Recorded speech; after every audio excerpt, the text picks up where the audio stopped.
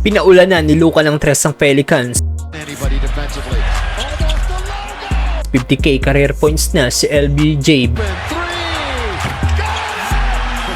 Bad trip naman si Zion matapos maagang ma-foul trouble. Lakers laban sa New Orleans Pelicans, 1 point na lang ang kailangan ni LBJ para ma-hit na ang 50k career points. First 5 pa rin ng Lakers sina Luka Doncic, Gabe Vincent, Dorian Finney-Smith, LeBron James at Jackson Hayes. Well, first quarter alley-oop dunk kagad ang ginawa ni Jackson Hayes mula sa assist ni LBJ.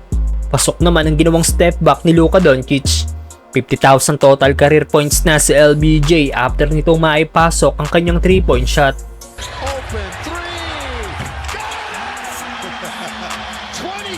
15 points na rin si Luka Doncic matapos ang ginawa niyang tatlong magkakasunod na 3-point shot.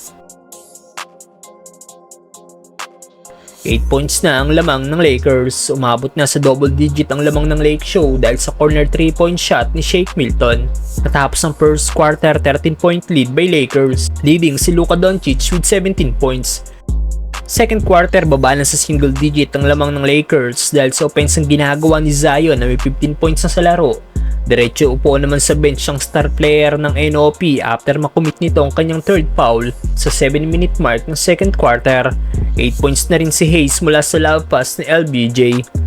Nakatabla na ang NOP pero bilis binalik ni LBJ ang kanilang lamang after ng kanyang back-to-back 3-point shot.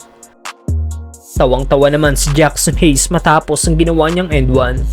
Ganda rin ang ginawang bounce pass ni Luka kay Shake Milton. Lupit din ang ginawang sidestep move ni Dorian Finney-Smith at bago matapos ang first half, isang 3-point shot pa ang pinakawala ni Luka at natapos ang unang dalawang quarter 10-point lead by Lakers. Third quarter, patuloy sa magandang outside shooting si Luka. Tuwang-tuwa naman si Austin Reeves sa play na ginawa ni Dalton Knecht at LeBron James. Umabot na sa 20 points ang lamang ng Lakers after ng layup ni Luka Doncic. Mapapaaway na naman si Bando matapos hindi nito magustuhan ang ginawa ni Bruce Brown kay Dalton Knecht. Na-poster naman ni Zion ng Lakers big man. Nagtapos ang third quarter, 12-point lead by Lakers. Fourth quarter, takeover mode na si LeBron James, 30 points na din ang all-time scoring leader. Balik 20 points ang lamang ng Lakers at wala nang nagawa pang Pelicans para mahabol ang lamang ng home team. Sa uli nakuha ng Lakers ang panalo at sila ay may 7 winning streak na.